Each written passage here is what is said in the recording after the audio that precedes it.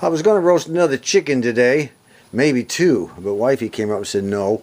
I have bought a pork loin roast, and and she went ahead and created her own rub for it, and we have taken all the fat off. It has no bone in it, and we're going to go ahead and smoke this with hickory and see how it goes. I'm trying something a little bit different this time.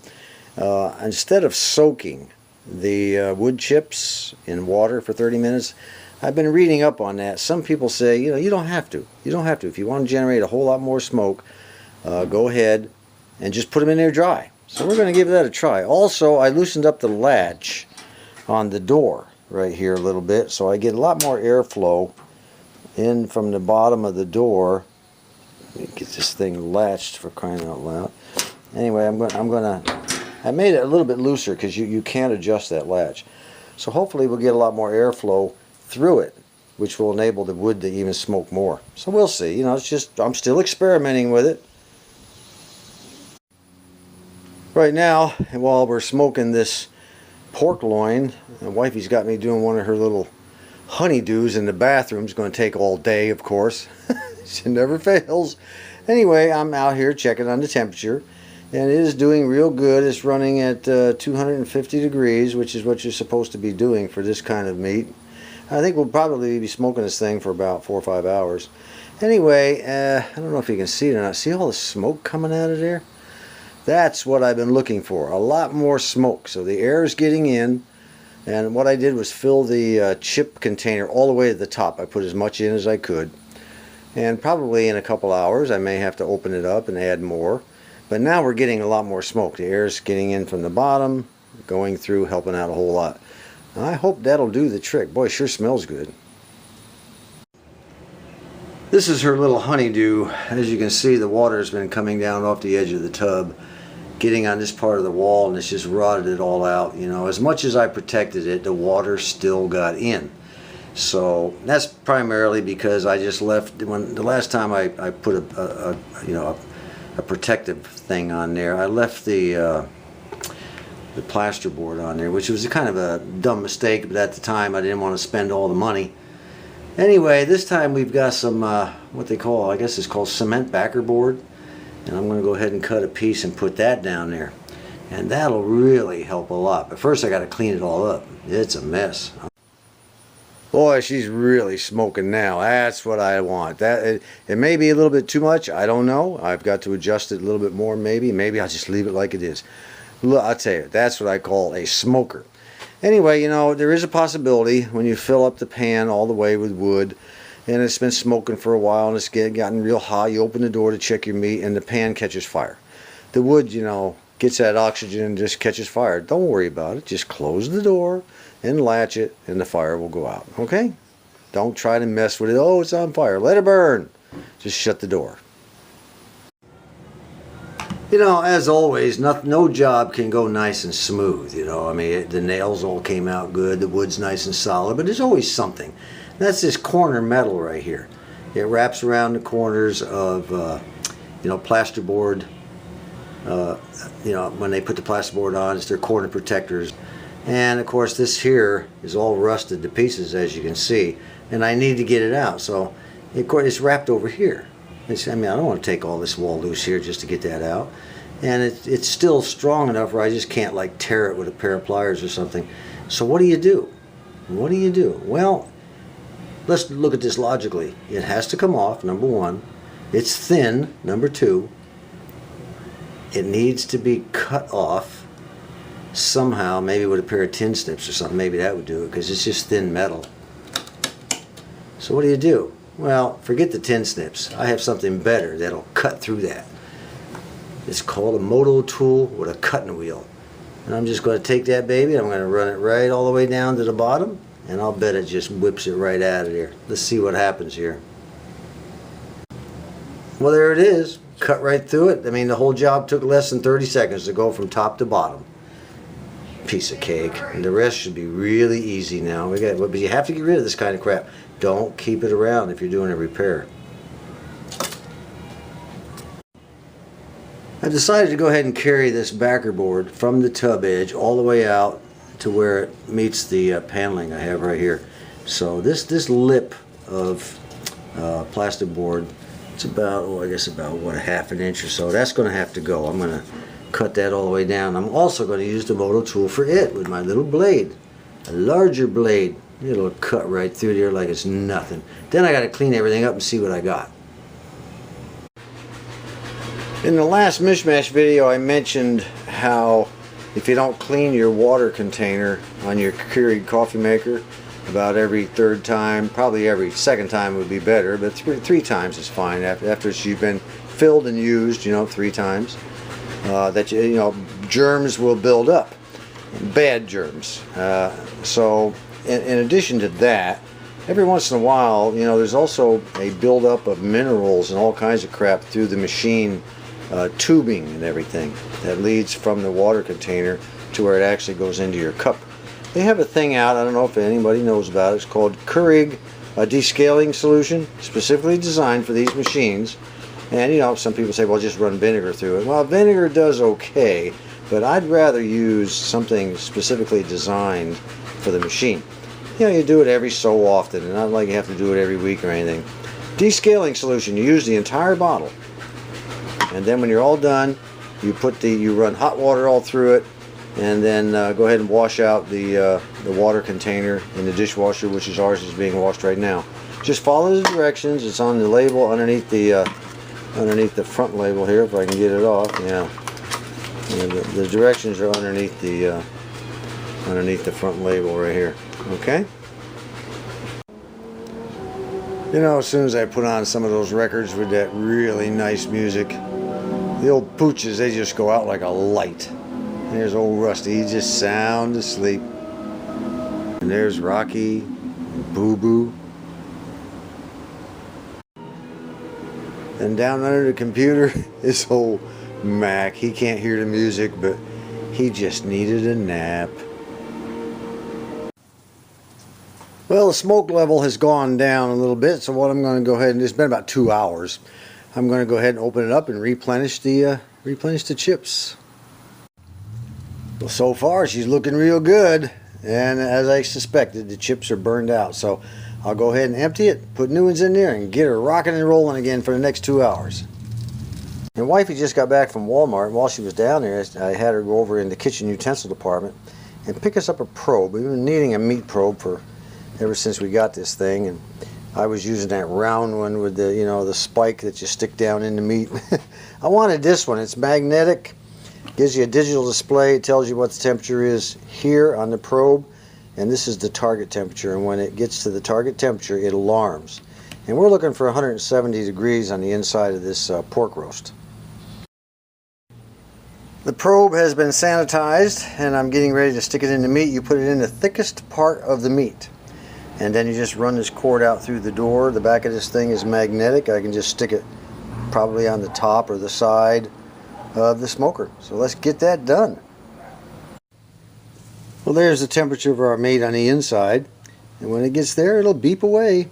So we'll see what happens. I have not used this before. Incidentally, that probe, you don't want to submerge that probe in water when you clean it up past this cable where it attaches to this cable. It's not waterproof right there. Only clean the probe, and if you have to clean this part right here, use a rag with disinfectant or something, kind of wash it, a washcloth, and wash it up real good. But don't get any water down into the probe where this cable attaches to the probe on the inside in there. Not good. It won't work. Well, we're making some progress. Now all I have to do is go outside and cut that cement backer board and put it on there. Well, this is the old cement board. There may be another name for it, but that's all I've ever called it. It's just backing board. I don't know. Pretty hard, just like concrete. Anyway, we're going to cut a 13 by 8 3/4 piece out of it. Let's see what happens. And there's the piece we want there. But you know what they say, measure twice, cut once. Let's see if we got 8 3/4. Yes, we do. Let's see if we got 13. Yes, we do. We're in fat shape. I don't know if you need some kind of special blade for this or not, because since this is so hard, but what I'm using is a 18 tooth carbide tipped blade on this cordless circular saw I got, and If it dulls the blade, Lowe's got plenty more. Man, that's some dusty stuff. Woo, woo, woo. Yeah, let's go see if she's gonna fit. Well, not a bad fit. Now I need to just put a couple of screws in to hold it in place, and then put the shower surround, you know, water protecting stuff. I don't know what they call it. You know, the wall board, I guess, and put that down over the top and see what she looks like. Well, according to our little thermometer, it's 170 degrees inside the meat. So let's find out let's see what it looks like. Well, wifey took a look at it and she says it even looks done. So we're going to get it out. We're going to cut the center, see what it looks like. If it needs more, we'll put it back in. If not, it'll be time to eat it. It could be a lot tender. All right, wifey says it's cooked, but it's not quite tender enough for her. So what we're going to do is just like we do with the chickens. In the last hour, you go ahead and wrap it up in the tin foil and put it back in. Let it smoke for about an hour. Well, that's it. I just fastened it in with a screw in each corner. It's nice and flush with the existing plasterboard. Now all I have to do is put the waterproof backing on, and then sometime this week I need to get down and get one of those plastic stick-on jobs that runs along the edge of the tub and where the floor meets it, and hopefully that'll work for a while, I hope. It's been an hour cooking in the tin foil, just sitting there cooking. And wifey's going to do another sample cutting, another sample taste. I don't want to put it in there any longer than that. No, it's done, and it's a lot easier to cut. Done and more tender, she says. All right. All right, sure smells good. It smells good, don't it, baby? Mm-hmm. Unbelievable. Oh, man, I'm glad I bought that smoker. Well, that's one chore done. I've still got to get some molding type of stuff to put along there, but that's about it for now. I have a little bit more I got to do around the tub, but that was the major issue right there. That's, you can see where it was a little bit dark where it started to get behind the wallboard there. We got to it just about in time. I don't know how long it'll last, but that's the best I can do for now. Well, today is Father's Day, and to all you fathers out there, happy Father's Day.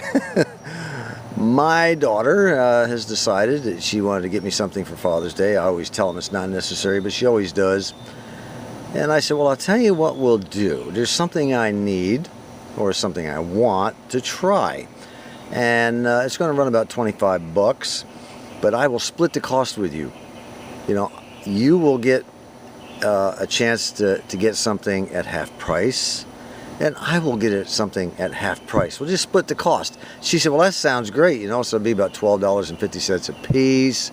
You know, I said, that's a good deal, and it's something I need. She worries about the price sometimes on things that she gives me. She says, well, this is awful cheap. I said, I don't care. It's something I need. I don't care if it's cheap. You know, if I didn't need it, I wouldn't say it around Christmas time, stuff like that. Anyway, this is a card she got referencing, you know, all the cooking I do. Well done is more of a reference to the way she likes her meat cooked. It was pretty nice of her. Anyway, here's what I wanted. I wanted a gallon of Evapor-Rust. I've not yet tried it, but everybody that I've run into said it works great. And all the YouTube videos say it works great. I have a use for this stuff. So I got a gallon of Evapor-Rust for $12.50. We'll be seeing more of this in the future, in future videos. We had to be real careful watering wifey's hanging plants this year. A bird built a nest in right there, and there was 3 eggs. So we had to kind of trickle the water in. Wifey did it, you know, she trickled it in around the flowers, avoiding the nest. And I'm beginning to hear noises from that nest. There was 3 eggs in it. Let's see what we got in here. Oh my goodness. I think I see 3 little birdies down in there. Let's see if we can zoom down in there.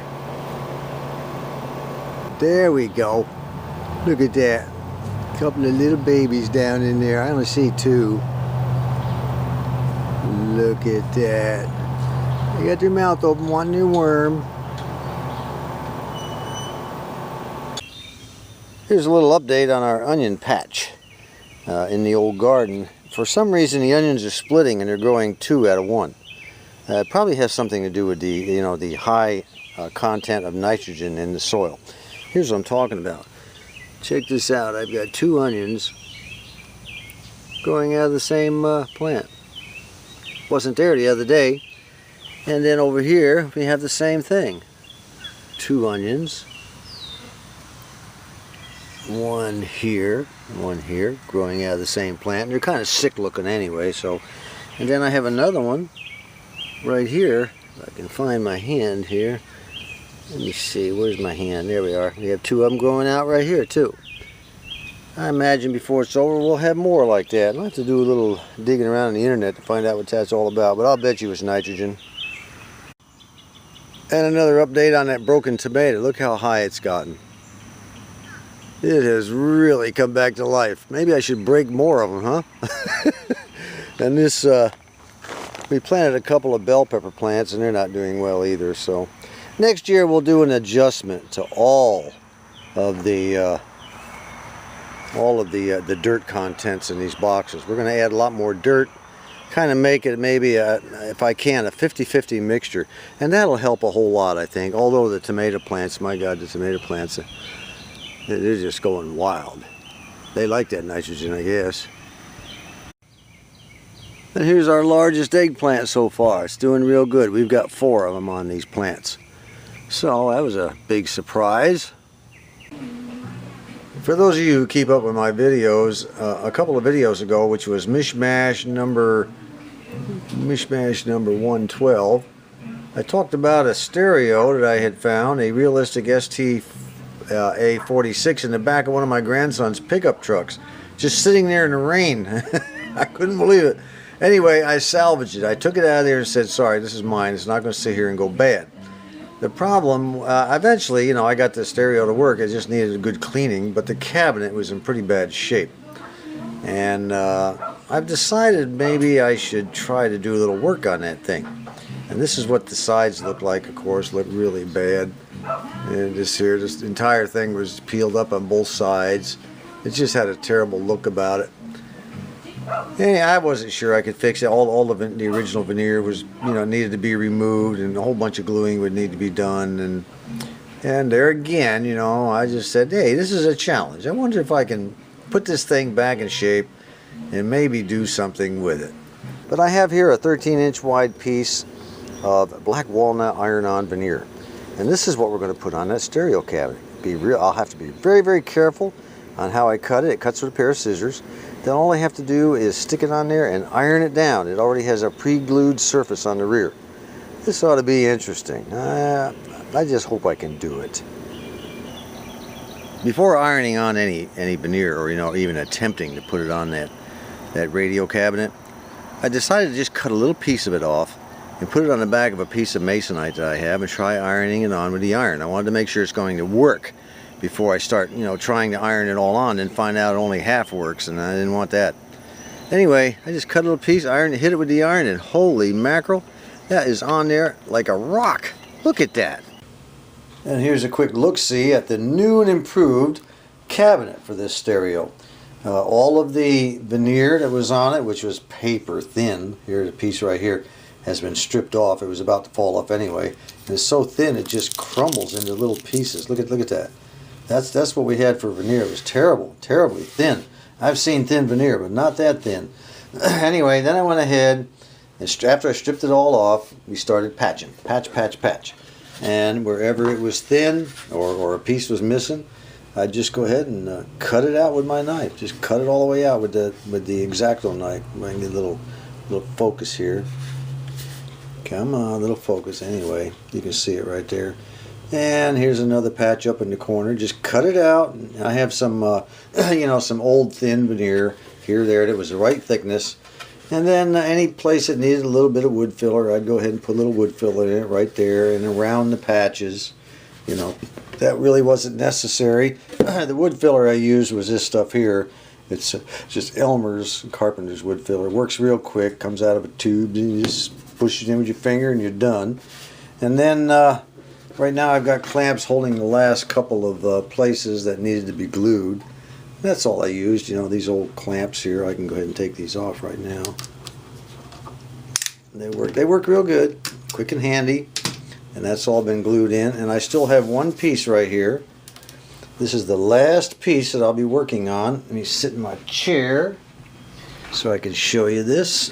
What I'll be doing is taking taking my X-Acto knife, and then I'm going to go ahead and trim it down here, and then take a block sander and just sand it down to where it's smooth all the way around. So we're about ready. As soon as I sand this one down, we're about ready to go ahead and start laying the veneer on. Well, first I'm going to stain the edges and, you know, get that all toned up real good on both sides, and then we're going to go ahead and do the old veneer trick on it. But I think what we're going to do is next time. We'll do it next time. Not enough time left in this video. So the next Mish-Mash video will have me laying on the veneer. Well, we're just going to do the entire cabinet as part of the Mish-Mash video. So stick around for that if you want to see how it's done. It looks a lot better. Everything's been glued in place. No more of that peeling stuff. It took days and days, you know. I mean, I'd work on it maybe 15-20 minutes a day until I got it where I wanted it. And then I gave it a sanding down with the sanding block and kind of smoothed it up. So when I get ready to iron on the veneer, it'll go down nice and smooth. But I glued down every little tiny sliver I could find. Re-glued it, reclamped it, and got it in good shape. So until next time when we do this, and who else knows what's going to pop up in my Mish-Mash videos. Until then, this is John.